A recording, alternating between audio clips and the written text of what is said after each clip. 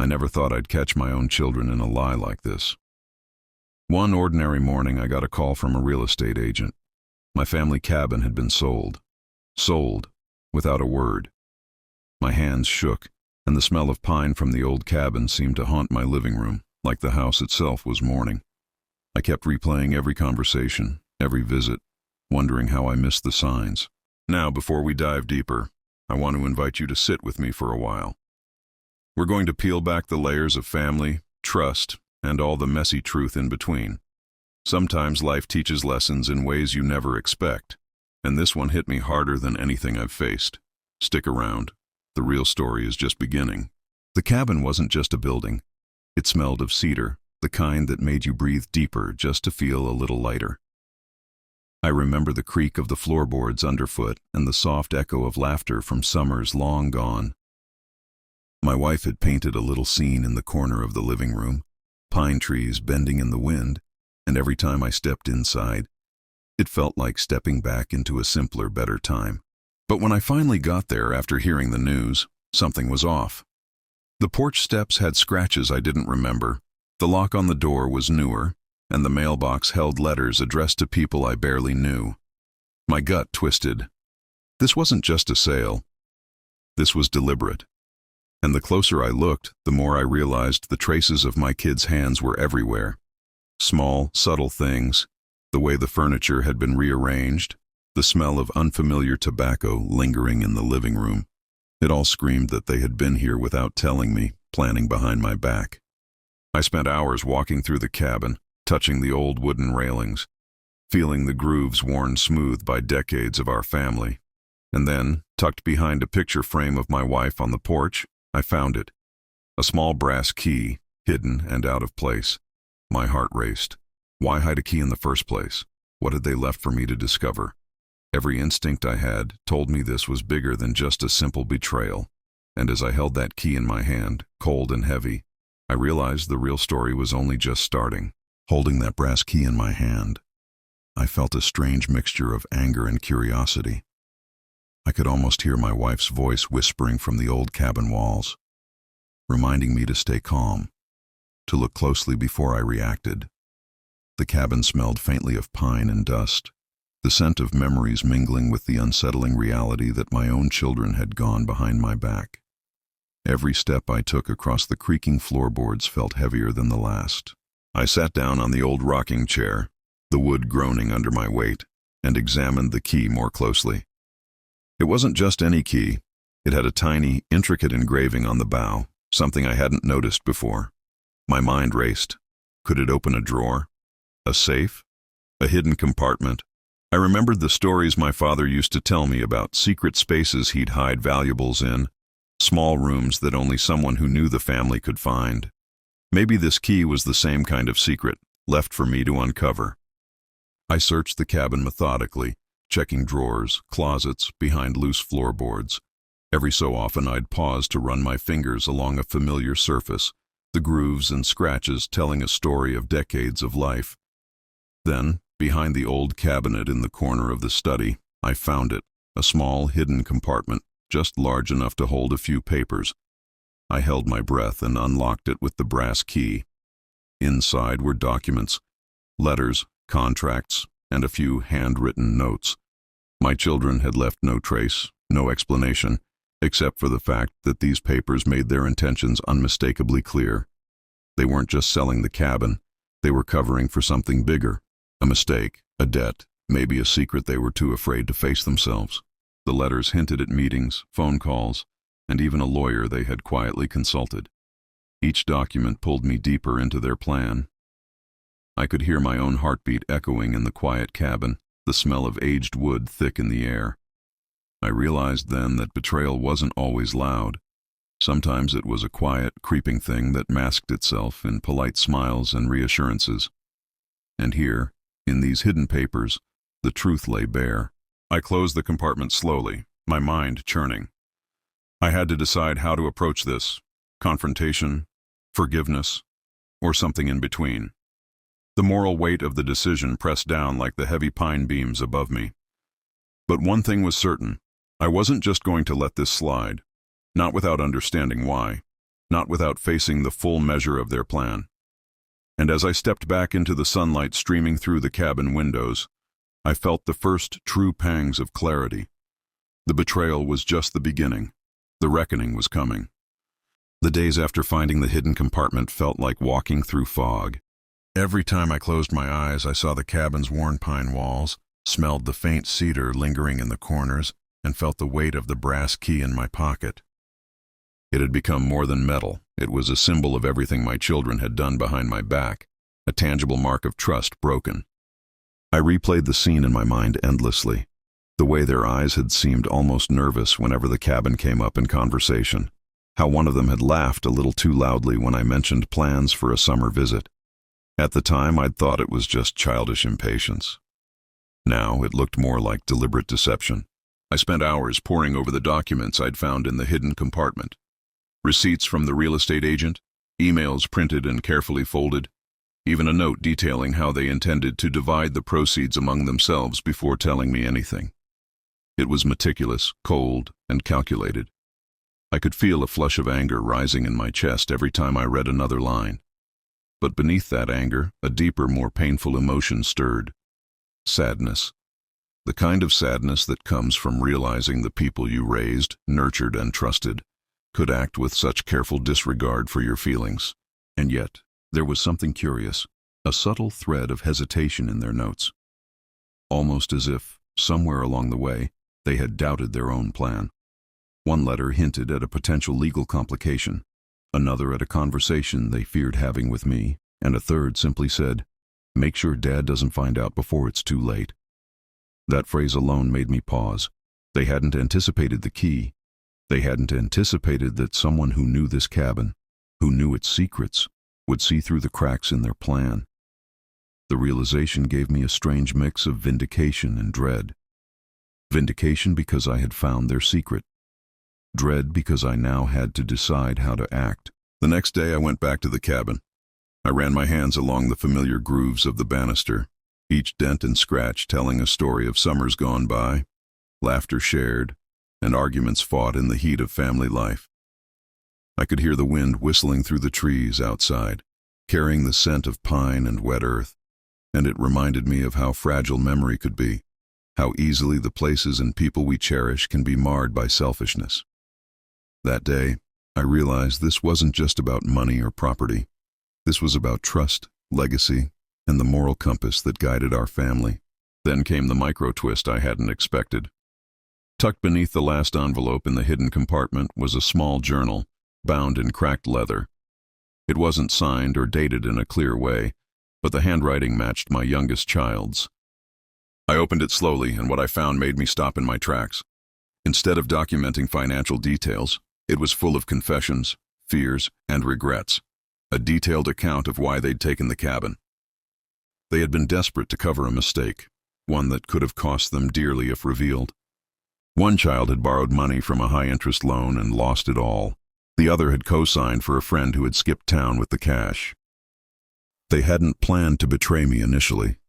They had panicked, and panic had spiraled into secrecy, into deception. I felt my anger twist into a strange, bitter understanding. They hadn't been cruel for the sake of cruelty. They had been terrified. Holding the journal in one hand and the brass key in the other, I realized how complicated the human heart could be. My children were flawed, reckless, and selfish at times. Yes, but they were also human, capable of fear and shame that could cloud judgment. And yet, the betrayal still stung. It hurt that they didn't trust me enough to tell the truth, even in the midst of crisis. I could smell the faint residue of pine from the cabin, feel the rough texture of the journal cover, and hear the soft creak of the floorboards beneath me, a soundtrack to my tangled emotions. I spent the evening reflecting on my next steps. Confrontation seemed natural, but I knew I had to do it carefully. Too much anger, and the damage would grow irreparable. Too little, and they might repeat the same mistakes, emboldened by silence. So, I crafted a plan. Not revenge in the usual sense, but a way to restore balance, to teach the lesson without burning bridges entirely. I would reveal that I knew everything, piece by piece, allowing them to see the consequences of their choices. I would show them that betrayal has a cost, but also that redemption is possible if honesty is embraced. When I called them in, their faces were masks of guilt and anticipation. I led them to the cabin, the smell of pine thick in the air, the light of late afternoon casting long shadows across the familiar walls. I produced the brass key, letting it glint in the sun before dropping it onto the old wooden table. Their eyes widened, confusion and fear mingling in equal measure. I walked them through the documents, the letters, and finally, the journal. Each revelation landed like a hammer, shaping their understanding of the gravity of what they had done. There was crying, yes, and shame, certainly. But there was also recognition, a dawning awareness that betrayal cannot be hidden forever, that secrets have a way of surfacing, often when we least expect them. And when the last letter was read, when the journal was returned to its spot, I saw in them something fragile but honest, the beginning of accountability. That night, as I sat alone in the cabin, the scent of pine clinging to my clothes, I felt a strange calm settle over me. The anger hadn't disappeared, nor had the pain, but there was clarity. I understood their motives, and I understood the consequences. The brass key still sat on the table, a small, weighty reminder that even hidden things eventually come to light. And as the wind whispered through the pines outside, I whispered my own quiet wisdom. Trust is earned, mistakes can be forgiven, but deceit has a way of making itself known. The cabin, our memories, and the hidden key had taught me more about my children and myself than I could have imagined. Tomorrow I knew I would face the decision of what to do next. But tonight, I simply breathed, listened to the creaking wood, and let the truth settle like snow on a quiet forest floor. The morning light poured through the cabin windows, painting the pine walls in golden shadows. I could still smell the faint cedar lingering in the corners, mixed with the earthy aroma of wet soil from the woods outside. I sat at the old table, the brass key before me, thinking about the events of the previous day. The children's confessions had shaken me, but as I replayed the journal and the letters, I realized there was still more to uncover. More about their intentions, more about the choices that had led to this betrayal. I called them back, insisting they come together this time, all three of them. Their faces betrayed a mixture of dread and hope, and I could hear the nervous shuffle of feet and the faint scrape of chairs against the floorboards as they gathered. The cabin, usually a place of warmth and memory, felt heavier now, charged with tension and expectation. I could smell the faint scent of coffee brewing from the small pot on the counter, a mundane comfort that contrasted sharply with the storm about to unfold. I spread out the letters, emails, and the journal pages before them. "I know everything," I said quietly, my voice carrying the weight of years and experience. They flinched, but didn't speak. "I know why you sold the cabin, and I know the mistakes you were trying to cover. I also know the plan you devised to make it seem like it was just a simple sale. But it wasn't simple, was it?" I let the question hang in the air, heavy and sharp. They shifted uncomfortably. One child, the eldest, avoided my eyes, while the youngest's fingers fidgeted with a corner of the journal. The middle one finally spoke, voice trembling. "We didn't want to hurt you. We just—" Their words faltered, and I could see the struggle between fear and the need for honesty. "We were scared, Dad. We thought if we told you the truth, you'd hate us or be disappointed." I leaned back in the old rocking chair, feeling the familiar creak beneath me. "I'm disappointed, yes, and hurt. But that isn't the point. The point is trust. You thought hiding, selling, and planning in secret would protect yourselves. But secrets have a way of coming to light, sometimes in ways you never expect." I reached for the brass key, turning it in my hand. "This key," I said, letting it gleam in the sunlight, "is a reminder. Everything hidden eventually shows itself, and you left traces everywhere, thinking I wouldn't notice. You underestimated me, and that's how I found out." They looked down, silent, the weight of guilt pressing on them like the heavy beams above. I could see the tension in their shoulders, the quick swallow of breath, the occasional glance at each other. It was human, it was raw, and it was the exact reckoning I needed them to feel. But I also knew that punishment alone wouldn't fix this. There had to be understanding. a moral lesson that went deeper than just anger. I guided them through the documents, explaining how every signature, every note, every quiet meeting had left a trail. You thought you could rewrite the story, make it seem like it was just a transaction, I said softly. But life doesn't work that way. Actions have consequences, and the cabin wasn't just property. It was memory, it was family, it was legacy. Selling it without telling me was a betrayal of all those things. The eldest finally looked up, eyes glossy with unshed tears. We thought we were doing the right thing. In a way, they admitted. We didn't mean to betray you. We thought we were protecting the family somehow. I felt a pang of understanding, but I shook my head gently. Protecting isn't hiding, and it isn't lying. You tried to shield yourselves from fear and shame, but you ended up creating both for me as well. Then came the final, full revelation. One of the letters detailed an additional element I hadn't expected.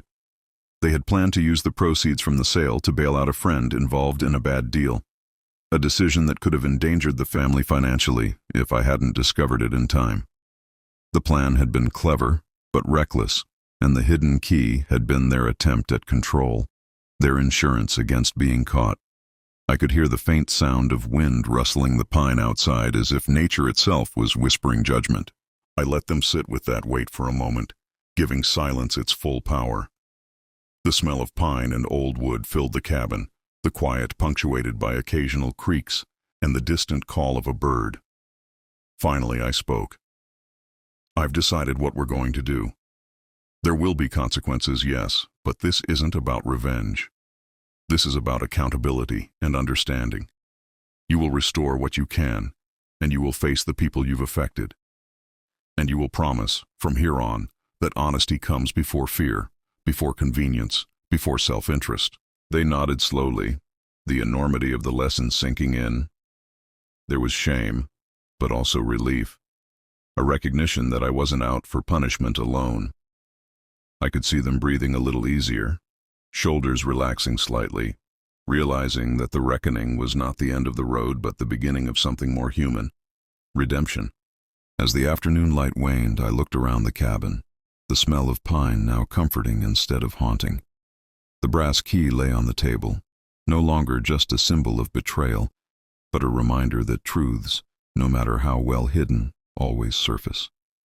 I thought about my wife, about summers past, about laughter echoing in these same walls. And I realized that family, messy and flawed as it might be, still held the capacity for repair, for understanding, for growth. That night I sat alone in the cabin, letting the wind whisper through the trees, listening to the creaks and groans of the old building that had seen so much. I felt the key in my pocket again, heavy and real, a reminder of what had been lost and what could still be saved. I knew tomorrow would bring more difficult conversations, more reflection, more work to rebuild trust. But for the first time in days, I felt a quiet hope. The cabin, the memories, and the hidden key had taught me something essential.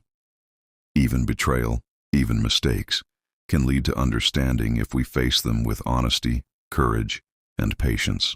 The following morning, the cabin felt different, quieter, yet charged with a sense of unfinished business. The smell of pine mingled with the faint aroma of morning coffee, and sunlight streamed through the windows, illuminating dust motes dancing in the air.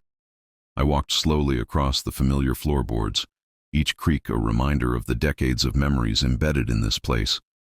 The brass key still rested on the table, heavy and real, like a small monument to the lessons we had learned. I called my children together one last time. Their expressions were cautious, as if expecting another wave of anger or reproach. But I had spent the night thinking, reflecting, and planning. This confrontation would not be about punishment alone. It would be about understanding, accountability, and the opportunity to rebuild what had been broken. I could hear the faint rustle of their clothes as they shuffled nervously, the subtle click of the cabin door closing behind them, and I knew the weight of this conversation would be felt in every corner of the room. We've talked a lot over the past few days, I began, my voice calm but firm. And you've seen that actions have consequences, even when intentions are mixed. What you did, selling the cabin without telling me, hiding letters, creating your own plan. It was a betrayal of trust, of family memory, and of honesty. But I also understand why you did it. Fear, shame, panic, those are human emotions. They can cloud judgment more than anything else. One of them swallowed hard, eyes glistening. We never meant for it to go this far, Dad. We just didn't know what else to do. The youngest nodded in agreement, biting a lip as if the words themselves carried physical weight. I could smell the faint scent of nervous sweat, the way it mixed with the comforting pine in the cabin, and it reminded me of just how human we all were. Flawed, scared, and sometimes desperate.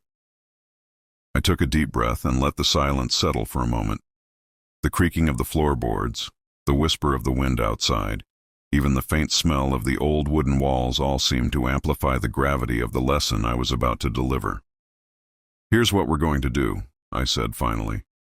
"You will restore what you can from the sale, you will take responsibility for the mistakes you tried to hide, and you will commit to honesty from now on. That is not just a demand, it is an opportunity to grow. Trust can be rebuilt, but it requires courage, patience, and accountability." I watched their shoulders relax slightly, the tension in their faces giving way to relief, shame, and a hint of hope.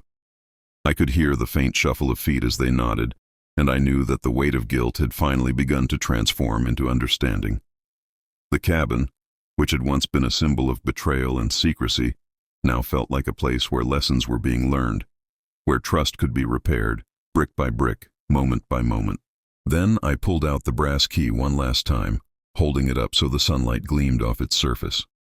"This key," I said, letting my voice carry its quiet weight, "was hidden to protect a secret. But secrets, even the smallest ones, have a way of coming to light.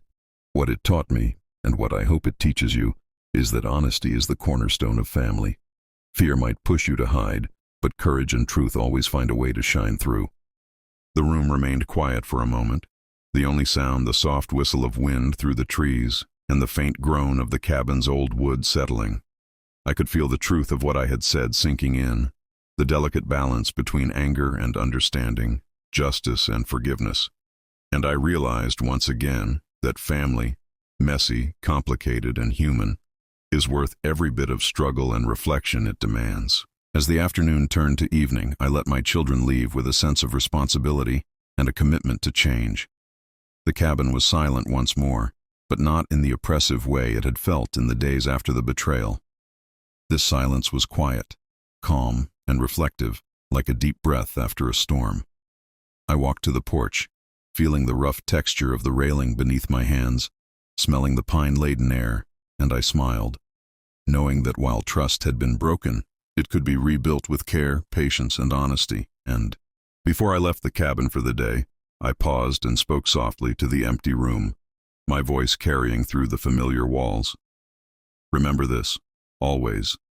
Betrayal might shake us, mistakes may scar us, but the way we respond defines who we are. Face the truth, take responsibility, and let understanding guide you. That is the lesson the cabin, the key, and this experience have given us." I pocketed the brass key one last time, a small but significant reminder of the journey we had taken together. And as I walked down the path leading away from the cabin, the wind rustling the pine trees above, I felt a quiet sense of hope and clarity settle over me. The past could not be erased, the betrayal could not be undone, but the future, guided by honesty, accountability, and love, could still be built. If you've ever faced betrayal, or had someone close to you hide a painful truth, remember this. The most important step is not revenge or anger, but reflection.